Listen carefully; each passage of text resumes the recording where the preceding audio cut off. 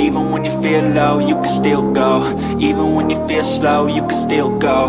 Even when there's no hope, you can still go. I never answer to no, man, I still go. Go, go, go, go, go, go, go, go, go, go, go, go, yo, go, go, go. Hustle hard, hustle every single day. I'll be making moves till I'm buried in my grave. To the system, I don't wanna be a slave. I've been doing shit my way, or the highway. And in the driveway is a nice range. Cause I grind through the climb, I invite pain. You'll never hear me, bitch, nah, I don't complain. Just gotta flip the switch and you can go and obtain anything you want, anything you need. Your mind's got the key ingredient, it's belief. They'll deceive with the negativity, but I just slide right by that energy. Even when you feel low, you can still go. Even when you feel slow, you can still go. Even when there's no hope, you can still go. I never answer to no, man, I still go. Go, go. We are the nation of domination.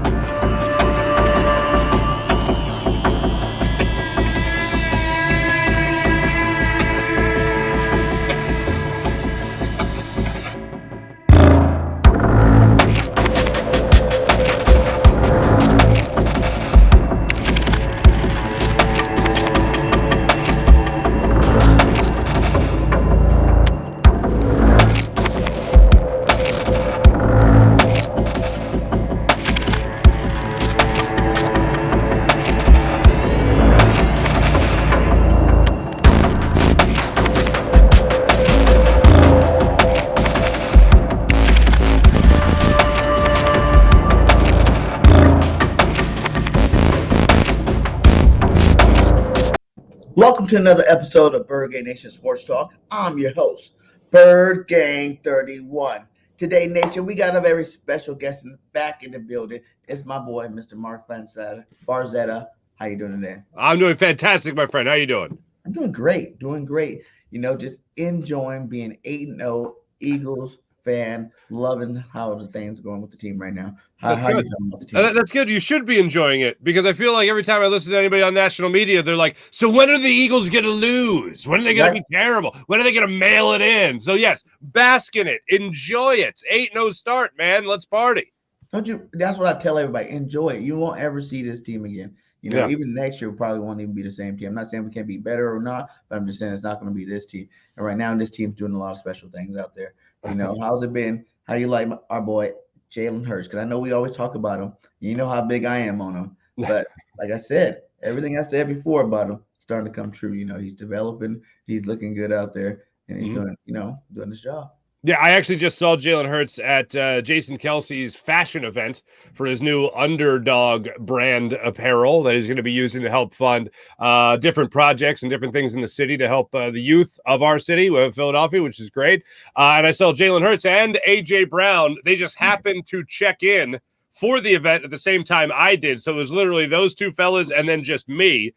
And it was one of those things where I checked in, I turned around, and there's Jalen Hurts and A.J. Brown, and I'm like, oh, that's cool. And I said, hey, guys, hell of a start. Keep it coming. That kind of thing. I didn't want to say, like, congrats to them because, like, they look at me like, congrats for what? We haven't done anything. But, hey, heck of a start. Keep it coming, fellas. Right. And they looked at me and they said, who are you? No.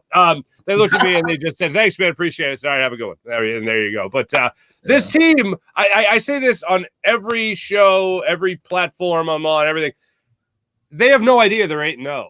Like it's amazing to me, their mindset, their attitude about a perfect start to the season, because they're not about the 17-0 record. They're not about that. They're not about being undefeated for an entire season.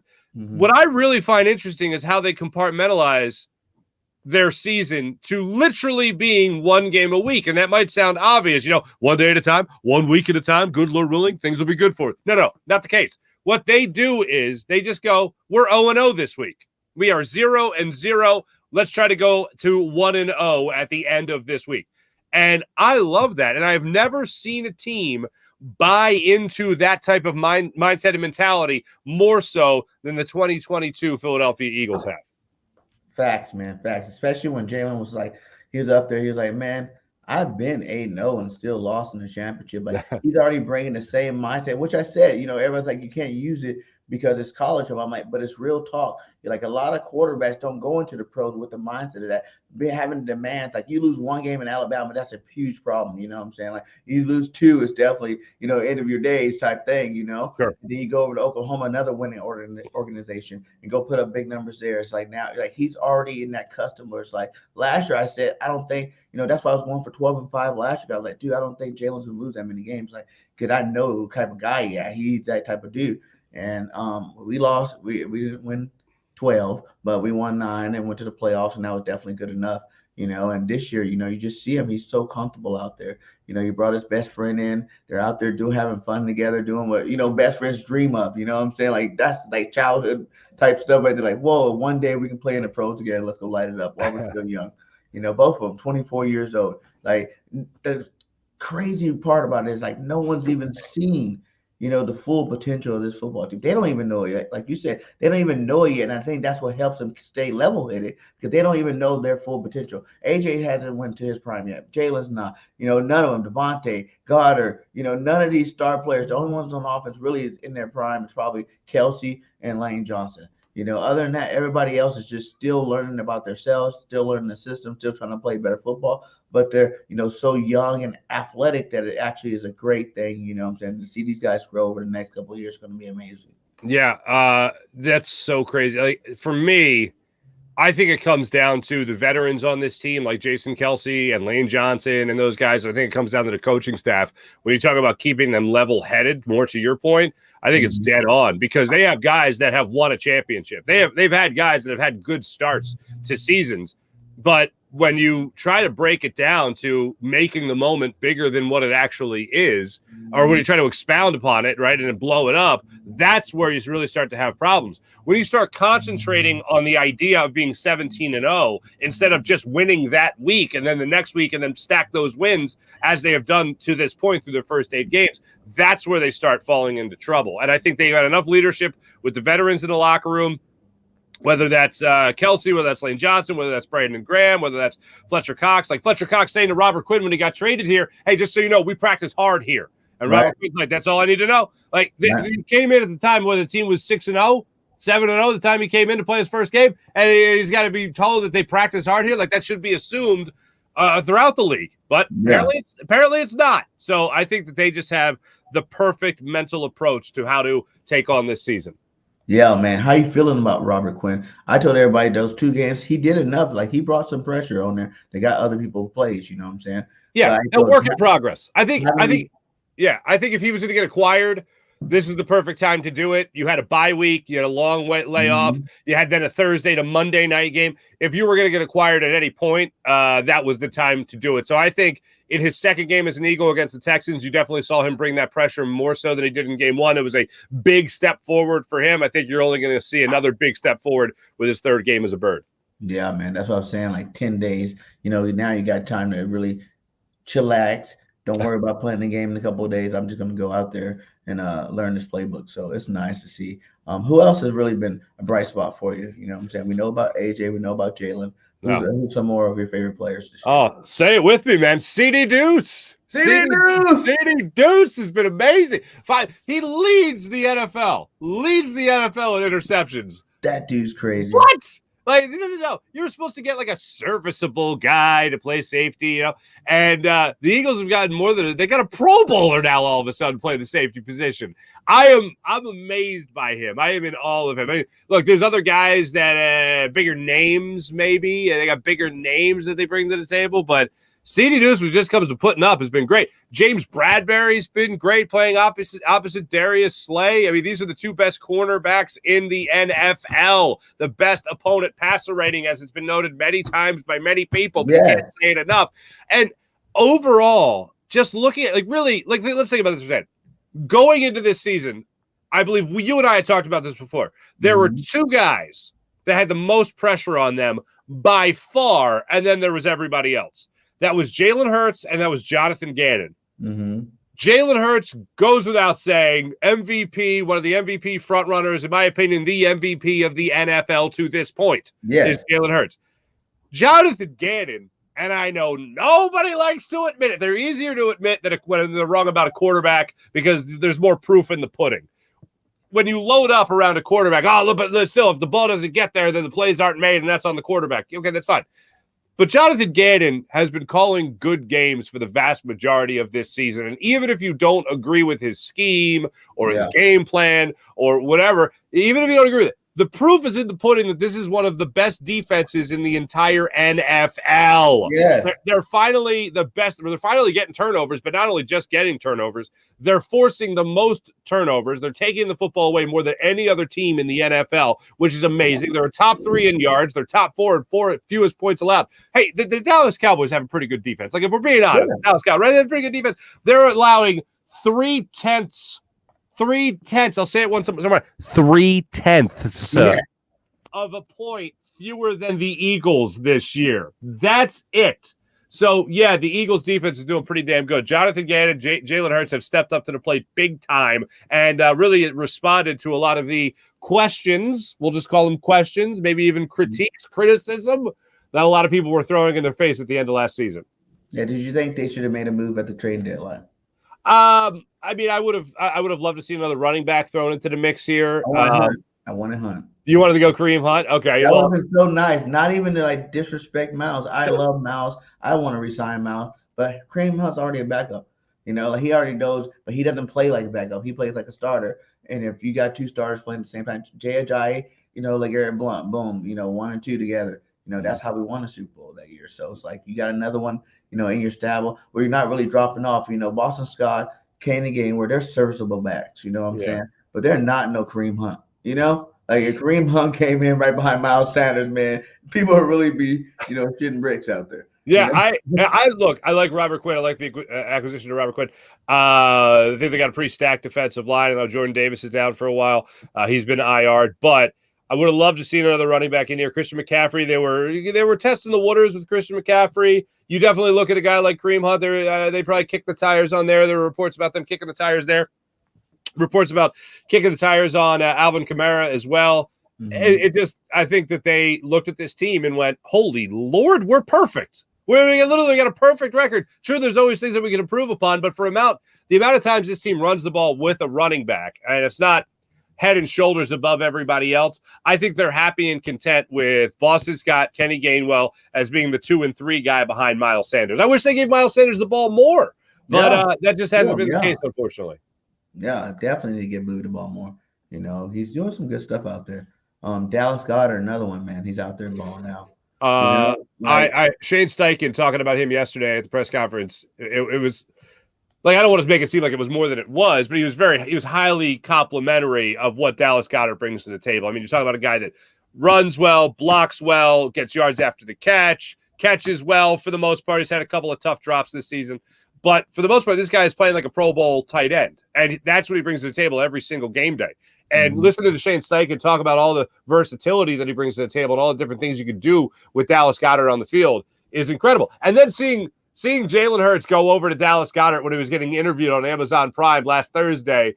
Oh, that was the greatest, man. That was absolutely fantastic. It shows how much these guys are really on the same page. Yeah, man. Caption this. What do you think? No, thank you. No, thank you. Oh, dear Lord. No, thank you.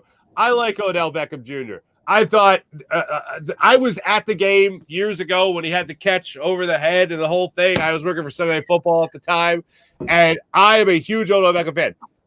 I don't want to add anybody to this team that has any way, shape, or form needed an attitude adjustment in their career. As great as he could be, That argument. thanks, but no thanks here in Philadelphia. Last year with the Rams, same situation. Come late in the season just to push us over the top. They had good receivers. Cooper Kupp's one of the best in the league. Mm-hmm. You know, Robert Woods was hurt. You know what I'm saying? But I think Odell got traded before he's actually got hurt.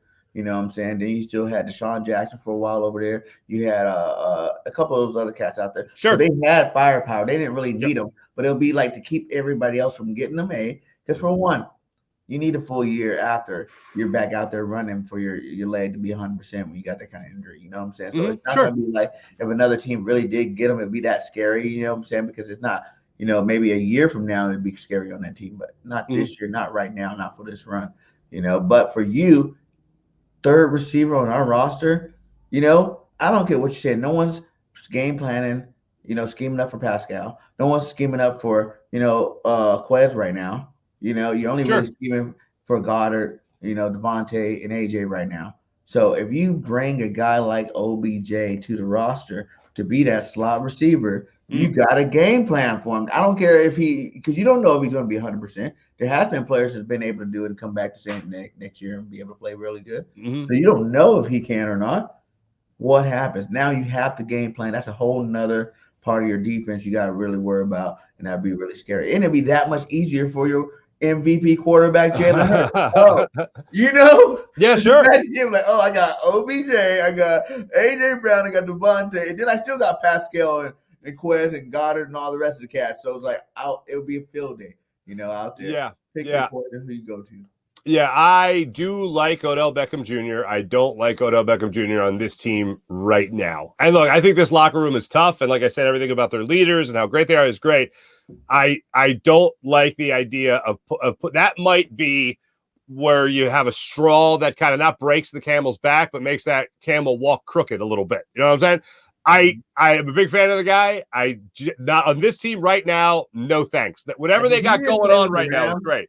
You know, he didn't play with the Rams last year, and he showed that he wasn't going to be a cancer to a team. You know, what I'm saying? He wanted to win a championship, and if he doesn't get hurt, he's the MVP of the Super Bowl. You know what I'm saying? He was lighting them up before he got hurt. You know what I'm saying? Way more than Cooper Kupp or anybody else out there. So I look at that. I'm like, okay, well, last year he understood he needed to be a mature guy. You know, now you even got humbled in the Super Bowl when you're having the best game. It could have been, you know, the best day of your life. You know, you don't come out of that, you know, game hurt. You know. Sure. And then you come back out here and try to prove yourself again. Now you got the same situation with a winning team, a team that can go all the way. And it's just this really stacked of chips against other defenses. That's why I'm not saying I would sign him to a multi-year deal. I'll say I'll sign him for the end of the year rental. It's one of those things that everything is so steady right now with the Eagles and everything is going so well. Like right now, with the receiving core he has, the MVP we're talking about here, and Jalen Hurts has the second highest passer rating in the entire NFL. Just not to go to the numbers, but I mean, that's pretty damn good considering where they're at right now. And I don't know. I've looked in the past, and maybe it works out for a year. Maybe it works out for this year. A multi-year deal, I agree with you. That's not what they'd be in the market for anyway. But I just want to upset the apple cart with as well as it has been playing out for the Eagles at this point. What's that say? Yeah, Tua. Yeah. 107.8, maybe 107.8. Both of them boys from Alabama. You know what I'm saying? Right. Both boys know what it is to win. They're both winning with their football teams. I know when two of the starter, they're 10-0. Yeah. You know, this is not a year. This is not a year. This is not a year to argue how Alabama quarterbacks are terrible. You know what I mean? Yeah. Facts. Right. I got another caption. This. What do you have here? What do you got going? If next year, you know, things take that leap into the next level. Are you going Brad Johnson, or you might, you know, see Nick go hit that telephone up and talk to his former head coach, Mr. Frank Reich? What are you talking about? Bringing him in here to Philadelphia to be the OC next year? I think Nick Sirianni has his own identity, and that might be looked at as a backtrack. I know that he loves Frank Reich. I know that Frank Reich obviously was his boss in Indianapolis. I don't think that's the move he makes. If they continue to have a great year, which I think they will, if they go on and win in the playoffs, which I think they will, if they make it to the Super Bowl, which I think they will, then you're talking about reforming your entire staff because everybody's getting a job after that. So yeah, maybe Frank Reich comes in here to Philadelphia and plays and sits behind. Because the relationships are in there. Yeah, it sits behind Nick Sirianni, sure. But some people they're not good at being head coach. You know what I'm saying? Like you see what's going on with what was John McDaniels with the Patriots. Some of these coaches, they do other things, like they're great coordinators, but when they go to try to be that head coach, it just doesn't work out for them. It's too much on their table. So it's like maybe that's Frank. He's not a head coach, but he's a great offensive mind. He helped us win the Super Bowl. He switched it up with 2 quarterbacks that year, and him and Dougie P obviously together, but it'd be him and some guy that he already has a relationship with. Mm-hmm. Yeah, I mean, it's definitely an interesting thing. Maybe Frank Reich steps away for a while. Maybe he takes one of them consulting roles. Maybe he takes one of them passing game coordinator roles that we've seen around the NFL. Maybe he takes on a Jim Bob Cooter role, like, for instance, passing game coordinator, like Jim Bob Cooter was for the Eagles this past year. There's there to be options for Frank Reich, absolutely. And maybe he goes and works with Doug Peterson in Jacksonville. Who knows? Ooh, that's another spot for sure. But to caption that photo, I think that's the face you make when you're thinking about how happy Jim Irsay is that Daniel Snyder exists. Because if Daniel Snyder didn't exist, we'd be talking about Jim Irsay as the worst owner in sports. Like that's how or at least in the NFL, that's what we'd be talking about. Because I don't know how the hell he makes this decision. I know he went with a good old boy network. I know he went with a guy that fans would like in Indianapolis. I know he went with his friend in Jeff Saturday. But it makes no logical sense whatsoever that that's the guy that would get the opportunity over, let's see, on the payroll right now for the Indianapolis Colts. Gus Bradley, former NFL head coach. John Fox, former NFL head coach, who is, I believe, their defensive consultant, I believe is his title right there. But you have these guys that are already head coaches in the NFL. You pass over them, and then not to mention everybody else. Reggie Wade, if you wanted to go with a fan favorite who's loved, Reggie Wade is on your coaching staff. What are you doing? And at least he would have the respect of the room. It's just absolutely bonkers to me that he essentially hired a mascot to be their coach. It's unbelievable. You heard Peyton Manning say, he'd be more than happy to send over some playbooks. You know what I'm saying? Like, I'll tell you what. I did a list just to kid around. I did a list of only slightly better decisions. Or slightly better candidates than Jeff Saturday. You want to hear the list? Yeah. Here's the list. Number 1, Matt Ryan. While he's the backup quarterback, just have him be the head coach. He's not doing anything else anyway. So there you go, Matt Ryan. Number 2. Okay, very good. Number 2, Pat McAfee. Right. Pat McAfee. All right, you're number 2 on the list. And he would be the only guy on the sidelines with less sleevage than Bill Belichick. All right, number 3, Peyton Manning, but with the caveat that in the not 1 but 2 Monday Night Football games the Colts have left, he's still got to do the Manning cast while he's head coaching the football team. With his brother, too. And there you go. Eli can be quarterback coach. Yeah, there you go. There you go. Yeah, hey, put on this headset. You're going to talk to my brother on TV real quick. That'd be great. That'd be great. That'd be awesome, man. Yeah, man. But, yeah, man, it's crazy. I got one more for you. Here we go. All right. Here we go. Where's he go? It's going to be, Jordan Davis out. What about this guy? Jordan Davis. What about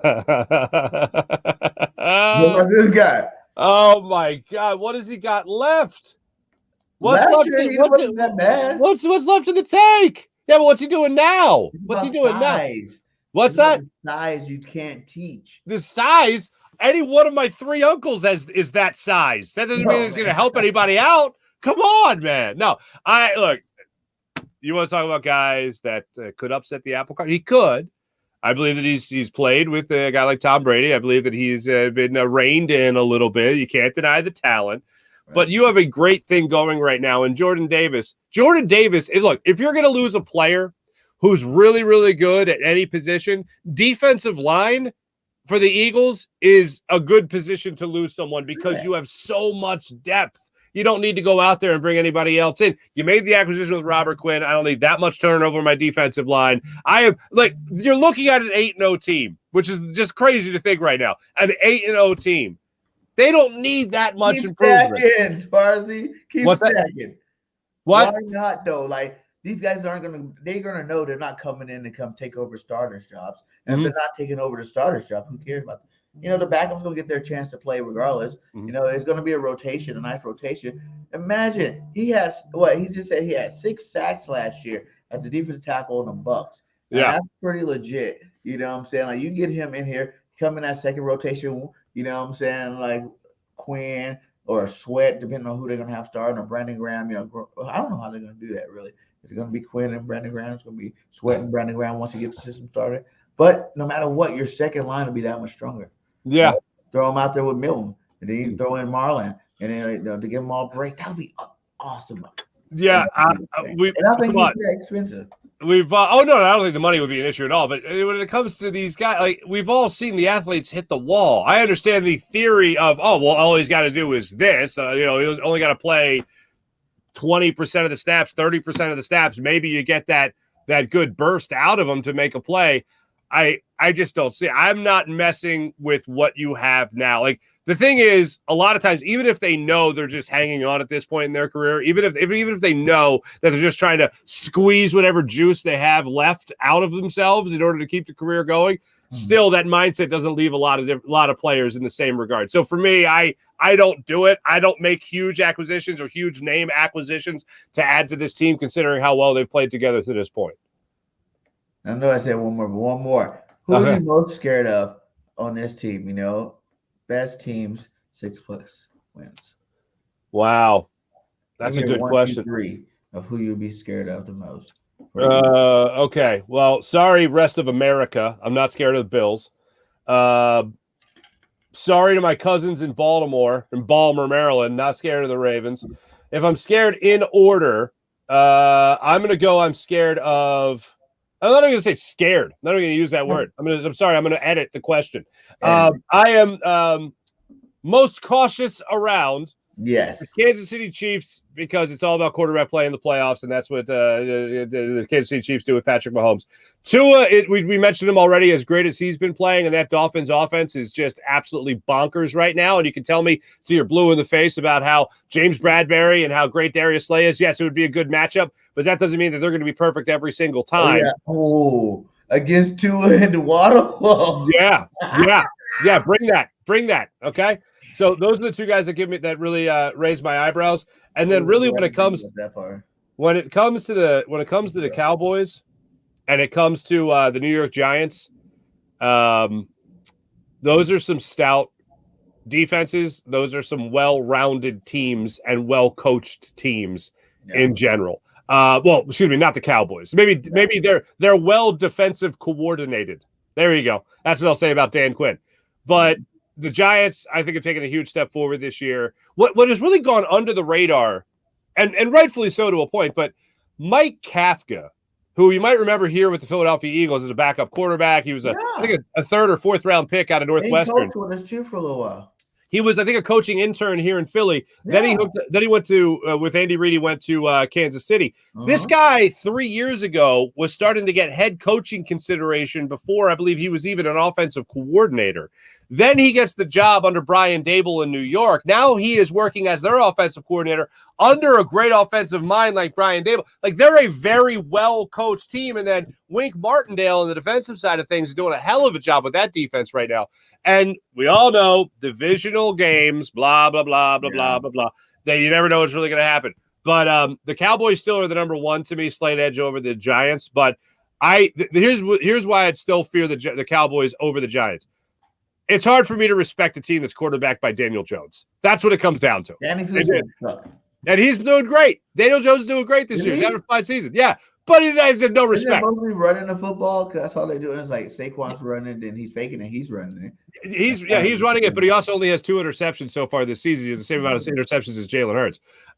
But look, I don't fault a quarterback or a coach for coaching to a quarterback to stay within his strengths. Yeah. So when push comes to shove, if the Eagles are able to get up and they can't run the football and they got to throw and throw and throw and they got to throw, yes, to Saquon Barkley, who's a phenomenal talent. And I think talent-wise, Saquon Barkley is the best running back in football. Just in sheer talent and versatility, Saquon Barkley is the best. No. Derrick Henry's great. He's great. Derrick Henry's the best. Yeah, he's a great running back. Not as versatile as Saquon Barkley. Saquon Barkley is most talented. Oh, he can throw? Yeah, you see him in a Wildcat throwing a little 5-yard dump Yeah, off. there you go. Yeah, Okay. but he's a guy that your whole defense could get stiffed arm. He could take it like 90 yards on you. Like I think Saquon pretty cool. His only downfall, he can't stay healthy. You know Yeah, what I'm saying? absolutely. Like, That's why I said that's his talent. only downfall. That's But why I said I talent. think Derrick Henry's like up here. Mm. Any other running back, whoever, if you like CMC, Christian McCaffrey, whatever, you like Alvin Kamara, you like any of those cats, like they're down there before you start that list. Like he's a physical speedster. He's so fast and he's so big and strong. You know what I'm saying? Like he dominates. It's his offense. He's the last back where really a team bases their whole offense off him. Oh, sure. Well, so here's what I'll say. If you're going to line up in the backfield and you're going to hand the ball to one guy, I'm handing it to Derrick Henry. But if I line up in the backfield and you don't know the play, and I'm going to the two guys I'd rather have with the versatility, I'd rather have Saquon Barkley than Derrick Henry in that. Hey, I can't argue. Saquon's a beast. Look, when he's healthy, he's a beast. That's what I do worry about. But Yeah. I don't worry about. See, that goes to the point where everybody's talking right now. Wait till you hit a team that can run. Wait till you hit a team that can run. Look what that. Pierce. Pierce is a great young back. He tore us up. Swift tore us up. But it doesn't matter. They're still losing by double digits. You can't run when our passing game is on point like it's been. You cannot keep up a game 4 quarters just running the football. Yeah. And guess what? After we go up 2 touchdowns, we're going to run the football too. So now both of us are running the football. The game's going to be over real quick. Mm-hmm. Yeah, I think their best run defense is their passing offense. I think that's the best way they can keep that running defense in check. Like Derrick Henry can go off for like 150 yards, 175 yards. I think we still win by 10 or 14. You know what I'm saying? Like very possible. Even like you said with the Giants, I think Saquon can have a field day. If you got him on fantasy, probably starting that week. But at the end of the day, like I don't think it's going to equal a win. Like complete team, overall team, we are the best in the NFL. I think it's just really hard for people to really grasp that. Like roster position by position. Think of how many position by position that we lead in the NFL. I don't care what anybody says. Jalen Hurts is the best quarterback in the league this year. And I know there's arguments everywhere. You can argue this guy, that guy. I don't care. For me, he's the best. You know what I'm saying? AJ Brown's the best receiver. I know other receivers. Tyreek Hill is awesome. You know what I'm saying? But he even has another guy they're both up in the top 5. So it's like, you got another weapon that's even more awesome. I like Waddle better than Devontae Smith. You know what I'm saying? Yeah, this year it's hard to argue otherwise. I like him more than Devontae Smith coming out. So for me, I'm like, okay, I can see that. But offensive line's the best, defensive line's the best, like in terms of being depth-wise, like you don't have that many Pro Bowlers on anybody else's defensive line or offensive line, what I'm saying? We got the beasts up there. We got the boys up there that do big things. So, like, a lot of positions I feel like we're tops at. Miles Sanders, I still think if he had the carries, because we're still talking about he should have more carries. If he had the carries, he would be. He showed you for, 8 weeks that he was, in the top 5 and rushing the football in terms of yards and stats-wise. So Dallas Goedert, you already talked about it. He's probably Pro Bowl year right now. He's showing you he's one of the best tight ends. You can say Kelsey's number 1, which you got to do, but who's really after Kelsey? Goddard. There's a lot of guys you can throw in there. Everybody want to keep saying Kittle, but really Kittle ain't been Kittle. No. You know what I'm saying? So, but his name has so much weight behind it where people still throw his names up in those, top 5 tight ends. So it's like that's Goddard to me, number 2. Beside Kittle, it goes Travis Kelce and then Dallas Goedert. So like you got best talent, so you should be this good. That's why we won any kind of way possible. People want to complain about us not scoring very many points in the second half when we already up by 20 points. It's like, come on, really? Like, if you don't understand the concept after you're up 20 points at halftime, you could be a dick and keep running up to score. You're giving up more good plays. You know what I'm saying? You're getting your guys, put them in situations they shouldn't have to be in, to try to just run up the score. You just run the football. Chill out, run the football the rest of the game. They might make some plays. They might even score a touchdown. Who cares? Just run the football and chill out and let's get out of here. Short passes. Let's get out of the game. And that's a smart technique to me. You're giving the opponent for next week. If you don't have to show but a quarter or 2 quarters in a football game, for the next team that's trying to play you, what's that really showing them? You know what I'm saying? They're used to watching full games worth of film. If you're only giving them 2 quarters, I don't need to play the rest. And they're like full mode, like, come on, that is advantage Eagles. I don't think people really realize that. You want to keep seeing that. Gannon's defense is pretty much the same as it was last year. We just got stud players to play the position this year.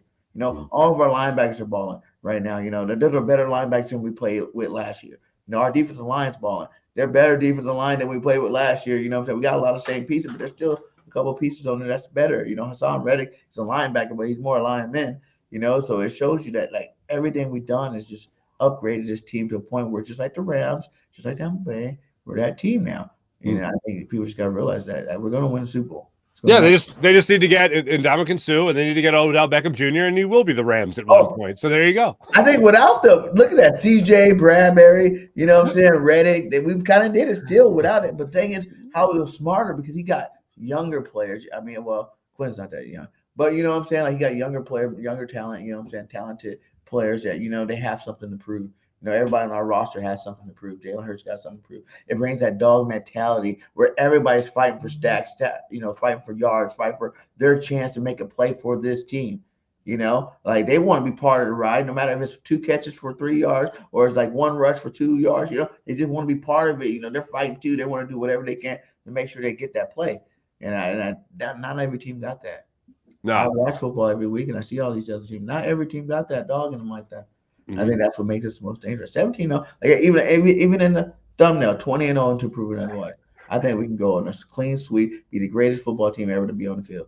Well, that's where I'm. That's what I'm going after. I know a lot of people ask the question. Well, do you play the starters at the end of the season? Step 1, let's get there. Step 2, yes. Step 3, be the greatest football team ever in the history of football team. 17-0, win a Super Bowl. Yeah, you go for that. Why not? Yeah. And then the other part of this is to your point about guys just being in on getting catches, getting touches, getting targets, all that stuff.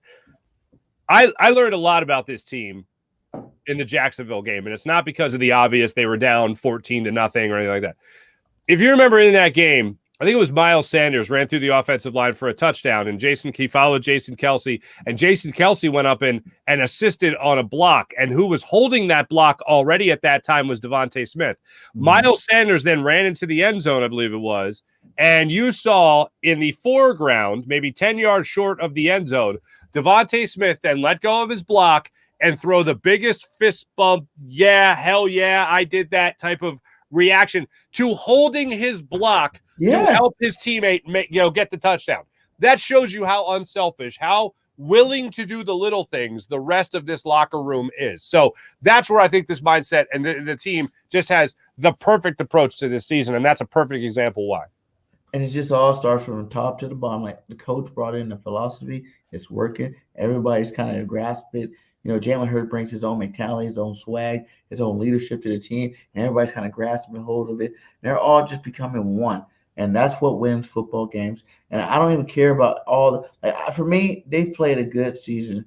We beat like when that stat came up, like, oh, we don't play anybody big. When we played everybody we've ever played, they're all over 500. You know what I'm saying? Like right.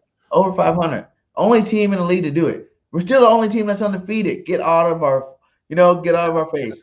Oh, and who's the only team that beat the Vikings? Who's the only team that beat that'd be the Philadelphia Eagles. Right?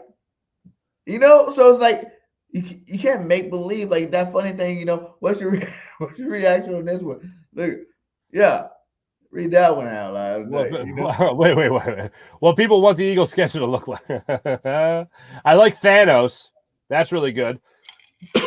Now, the Wakandan Army, that's one that I think they would have some trouble with.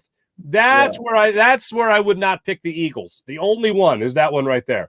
Or army of Derrick Henrys. Yeah, right. Right? That's what it is right now. That's what we're not getting our respect that we're supposed to get. Like, it's crazy that we're undefeated, and no one still gives us, the full respect we deserve. So when are you going to lose? You're undefeated, but when are you going to lose? You can't stop the run. You can't tackle the football.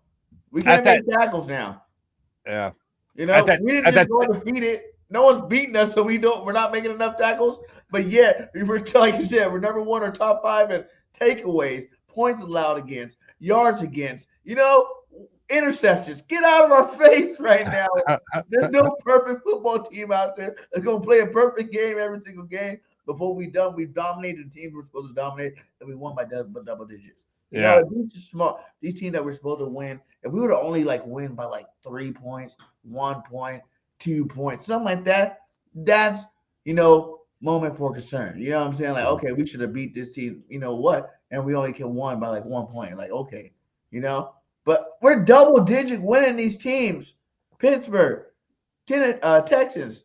What we're supposed to do? How many points are we supposed to win before that's a good enough team to consider good? Because you didn't win by 21 points. See, you should have beat them by 21. You didn't win by 20. This is NFL football. There was a grown man getting paid too. Everybody's bringing their best game against us right now. You know what I'm saying? Yeah, everyone's gunning for you, and you're finding a way to respond to it, which is what makes this team so damn good. They just respond to every ounce of adversity. If it's thrown in their face for whatever reason, oh yeah, they just respond to it. It's great.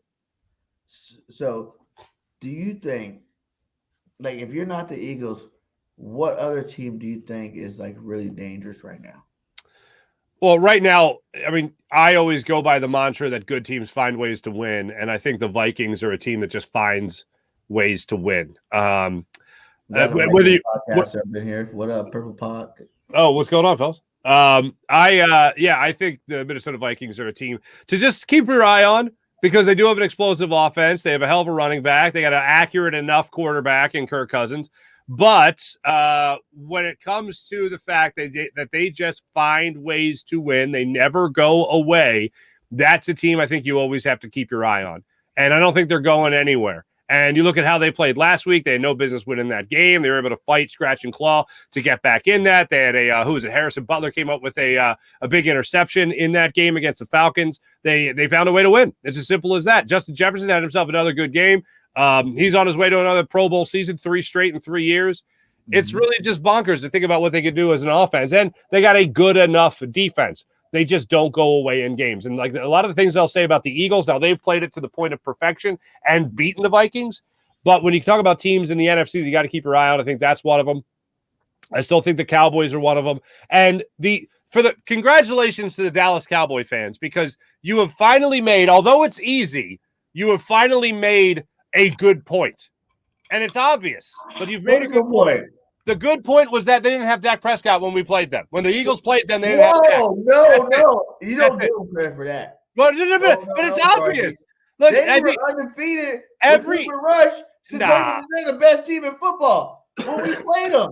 So you had your quarterback who won football games for you, and you came in with your chest all puffed out, and we destroyed you. Like, you don't get to use that excuse. I don't believe it. Because the only reason why, Dak's undefeated against you guys, okay, but last year, we had our third stream out there, and Dak threw 5 touchdowns, thinking he's somebody against, the practice squad, and now you're giving this guy some respect for it.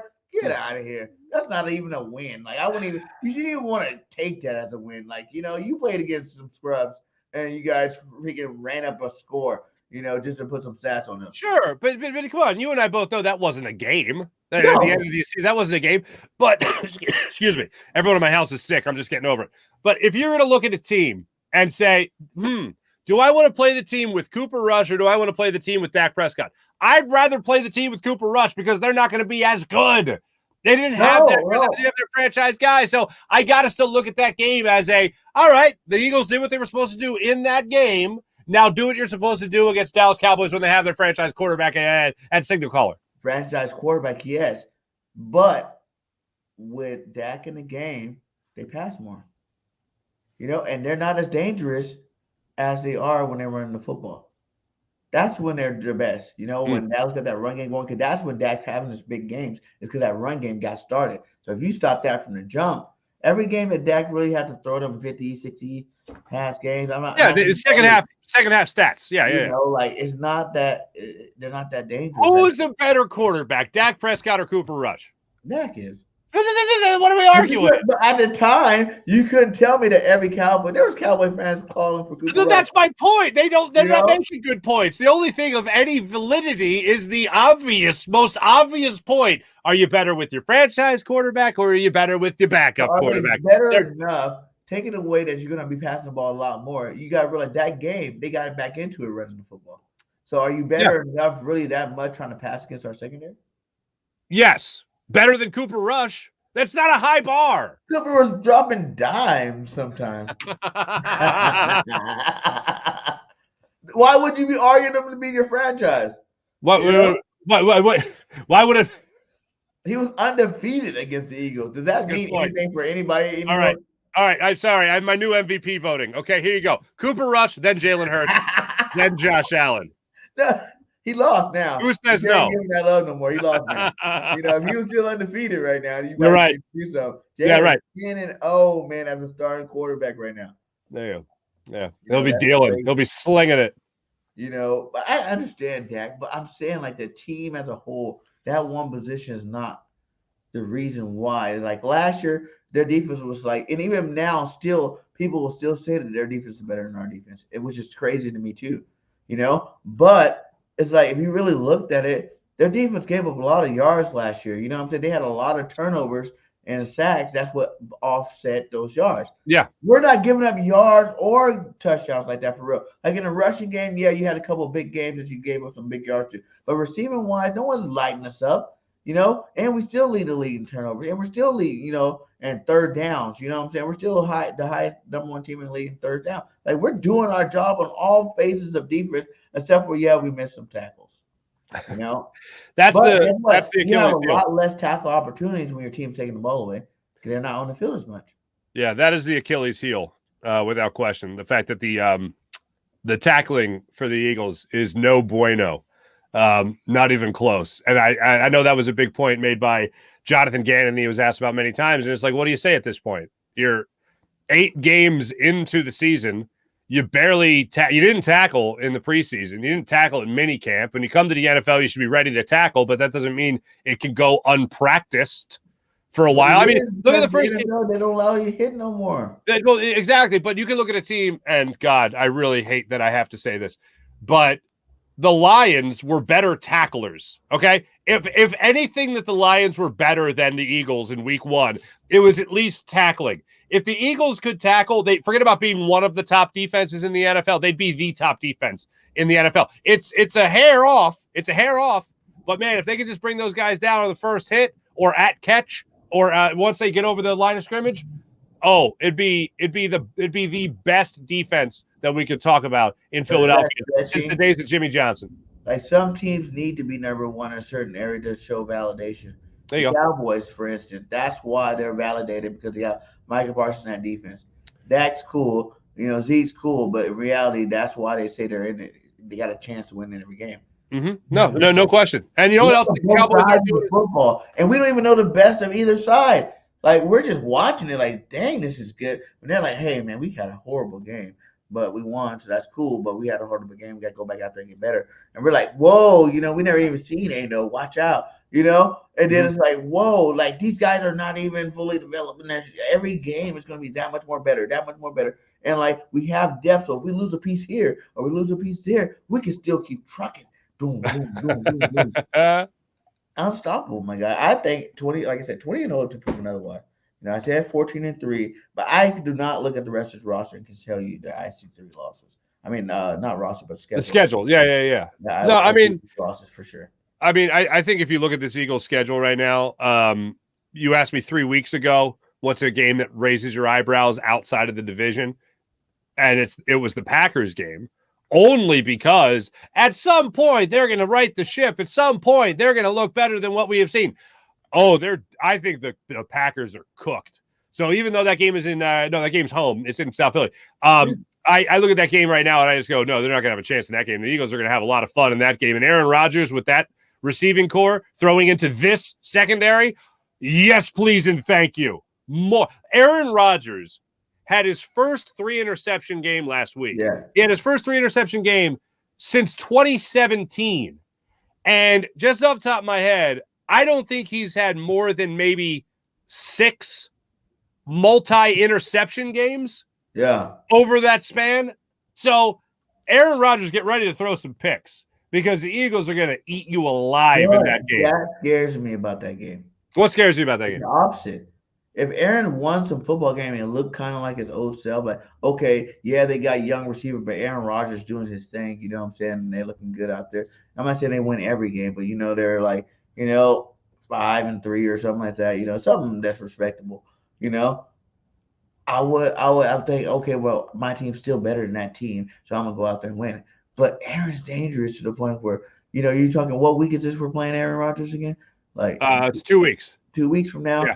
Like 2 more weeks with these young guys. That's 2 more weeks of football. That's 2 more weeks of experience. And not saying that he's gonna win next week, but every week that he loses more will make him that much more dangerous against us. Unless he is just throwing in a towel for the season. He's like, I got the bag. I don't have the receivers. I'm good. I can roll out. But other than that does scare me because I'm like, this is not Aaron football. Well, here you go. The next 2 games. Light somebody up. The next 2 games they have are hosting the Cowboys.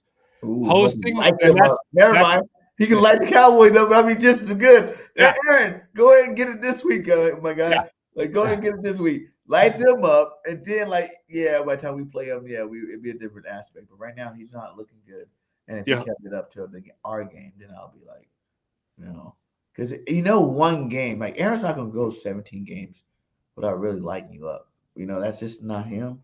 He's done by quarterback. I think he's still the best. He won the last 2 MVPs. You know what I'm saying? That's telling me everybody else that, hey, I'm the best football player out here. Yeah. So he got the background and the credit. But I knew that when they gave away Devontae Adams, I was like, that was stupid. That was dumb as hell. They made each other better. Like you see, the development of Jalen Hurts got super extended because we added another piece. Devontae Smith was a good receiver last year, the best rookie receiver we ever had. But AJ Brown's like a real receiver. You know what I'm saying? Like he's the number one for sure. And adding them together made our receiver core that much better to the point where his development that he took on his own to go get better at passing, but all the gurus and whatnot was good, and he would have probably had a good season if we didn't get AJ Brown. It would have probably not been as good because we don't have as dominant a receiver. So that's how it is with any star quarterback. They become star quarterback because they got a star wide receiver.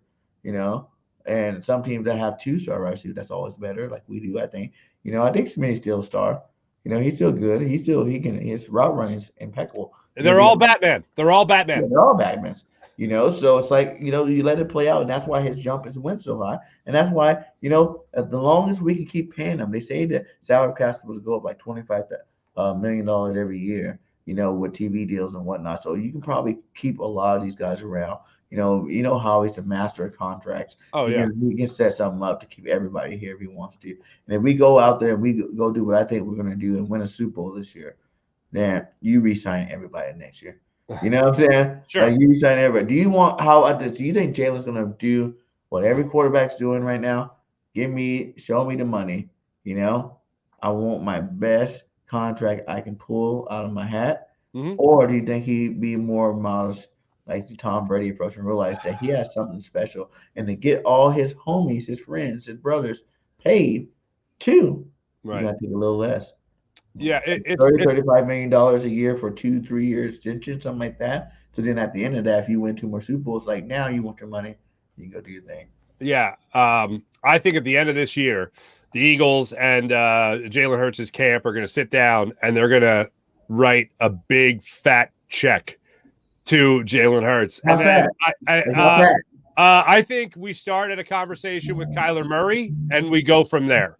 What's Kyler going to pay right now? Kyler's $230 over 4 years, 5, whatever. He's about $40 million a year. No. So that's what we're talking about with Jalen Hurts. That's the starting point of the conversation. But as a fan, do you want him to do that? Are you because the money, as you even said, yes, no. Or do you want to see this young team grow together and be dominant? Yes, and they'll be able to do that. And Howie Roseman will restructure the contract after 2 years and sign everybody else. Yeah, right. And Jalen, woo! Yeah, it doesn't matter today because tomorrow I'm taking some of that money back. Exactly. Enjoy the big fat number. Enjoy the fact that your agent gets to put that number out there, that's the money they got you.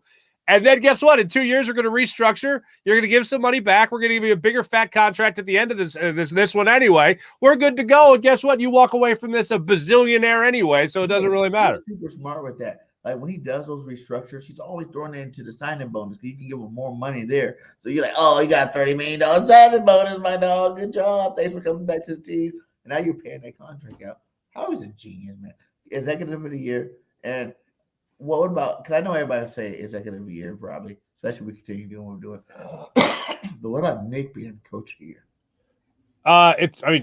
Yes. You think? At 1,000 bazillion percent. You see people like look at the New York Giants. Those guys are balling out there. 6-2 or 6-3 or something like that. Yeah, are they perfect? They're not us, no, honestly. But I'm just saying, like, that's a big improvement. Like, the Jets suck, Yeah. Like, no one had the Jets being where they are this year. Yeah. Right now. That's a fact. I don't know not one unless you're a Jets fan that has you. You know what I'm saying? Yeah, no. Nick Sirianni is the coach of the year. I mean, if you're asking me right now, as the team sits at 8-0, they are the coach. He is the coach of the year. And any other even recommendation, anybody else on the national stage talking about anybody else is a slut. Hey, look, Brian Dable's done a great job, but he's not the coach of the year. The question is he a coach of the year? No, he is not. Unquestioned to this point in the season. No one. It is Nick Sirianni. End of discussion. But don't they usually give that to the team that made the biggest improvement? We went to the playoffs last year. We were a 9-win team when no one expected us to be last year. So you already kind of got your cookies last year. So you're like, whoa, wow, Nick, this guy's an up-and-coming coach. And then this year, like, if we go undefeated, you got you. Like, perfect. He's perfect. There's no other. He's perfect. Anybody else perfect? Nobody else is perfect. But in terms of like from last year, like records being like dramatically better, like you know, there's some guys out there that's like, whoa, the Jets really. So do you mean to tell me that the Eagles are in a situation to nearly double their wins, and that's not enough of improvement? No, I'm Nick's there. I think Nick should be like coach of the year. To be honest, I think we're gonna break the record for Pro Bowlers and All Pros in the year. To be honest, that's my full opinion. I think that's what's gonna happen. I think we're gonna get offensive player, coach of the year. We're gonna be all those accolades. You're gonna be a clean sweep. The best of the best. Like this is the best Eagles team. I already think this is the best Eagles team I've ever seen. I'm pretty old and I've watched a lot of Eagles football. You know what I'm saying? Like I'm telling you straight up, this team is the most legit. It's really more because of the youth of it. Like a lot of those other teams that are really good, like those were veterans. You knew about them. You knew their ceiling, and it was really high, but you knew that ceiling. You know what I'm saying? Like you don't even know nothing about these guys. Like we're still like, wow, these guys are showing us something different every day. Cool. Let's go. Let's keep growing. Let's keep going. And no one's really pressured because you got so many of them. No one's really pressured where they have to feel like they have to do it all. Mm-hmm. It's the perfect storm, to the point of greatness. And that's why you see them out there 8-0, one game at a time. Like I let them do that all year long, but I'm telling everybody else, as an Eagles fan, content creator, I'm going 20-0 until otherwise nobody can touch us. That's what we do. Yeah. Whatever it is, man. This team, the only thing I don't think they're going to get, as much as I'd love to see them get it, is Defensive Player of the Year. I think that their defense is so great and so balanced. Even if somebody, let's say, what's that? Who do you think going to get it? At this point, it's kind of okay. Here we go. Chauncey, we talked about Chauncey. Yeah. If he ends up with like 11, 12, 13 picks, he'll get consideration. You don't think he'd get it though? Defense, especially if we stay undefeated. Yeah, I think that's true. The undefeated thing is kind of overweight sacks. Like people be tripping, Oh, we got more sacks than you in this game. Whatever. We had 2 interceptions. We took the ball away. A sack doesn't take the ball away. Mm-hmm. So if you got a cornerback out there getting more interceptions than the guy got sacks, or even comparable numbers, like, hello, this dude gave the other, gave their offense the ball. This dude just, helped them stop them for a play. Mm-hmm. I don't know. For me, I don't know how you feel about that, but I think that's way bigger. Oh yeah, you take possession, but here's the thing: it's like the old argument of who is more important. Is it the pass rush or the pass defense? Because both help each other out. You ask the defensive lineman, oh yeah, we're helping the defensive backs. You ask the defensive backs, oh yeah, we're helping out the D linemen. So it's like that balance of power. The bottom line is the pass rush can aid to the quarterback making a mistake, getting rid of the football, whatever, too early, and then you jump the route, or you get a pass deflected and you come up with the interception. So it's kind of that balance of power when it comes to arguing those 2 points. For me, I just you get the ball. Yeah, you get the ball. Yeah, that's the bigger deal. But you get the ball because of the pass rush a lot of times. Yeah, facts. I'm not denying it. I'm just saying for me, the value of it, yes, you're doing your job, I'm doing my job. when you do your job, did you get the sack? No, you did not get the sack. The quarterback threw the football. Now I did my job by taking the football away. Right. I think that's a little bit deeper. Like I'm not discredited in sacks. I'm waiting to see Robert Quinn start lighting people up this week. Right. Starting if we had 9 sacks against Washington last game, I want to see 10 to 15. You know what I'm saying? Like I think it should be that big of a dramatic impact on a roster now that he actually had 10 days off to really get ready for a football game against it. And he's played it to you. So it's like you don't get that little, you actually got like accelerated experience because you played within 4 days, back-to-back games, and then you coming back, you got 10 days off to actually practice and come out here and play. But yeah, man. Hey, thanks again, Farzetta, for coming on, man. Let everybody know where they can find you at. We can go ahead and get out of here, my brother. My pleasure, my friend. Always good coming on with you. Of course, Farzy Show on YouTube, on Twitter, on Twitch. You guys can follow me at Marc Farzetta. Follow the show and subscribe, obviously, on YouTube as well. So you just got to 6,000 there, my friend. Congratulations to you. Nation. Thank you, guys. I was like, whoa. I had a video with Bronson that really threw it over last night. There you go. That video definitely, it was awesome. But, I support all you guys. I love everybody. We're one. To me, we're all family. Anybody that talks about the Philadelphia Eagles on YouTube, we're one big family. And I love working with all you guys, man. Like, this is a blessing. This doesn't even seem like work. It seems like my fucking dream job where you're just like a hobby. You're just out here having fun, talking about, your football team. And who would have knew that you actually – do something with it. But, I'm going to keep grinding, and I'm going to keep working with all you guys. I'm going to keep having fun and talking about our Philadelphia Eagles in this special year and beyond. You know what I'm saying? Absolutely. Absolutely, brother. All right. Well, like I said at the end of my videos, fly, Eagles, fly. Till next time, it's BG and Farzetta. We out. Peace.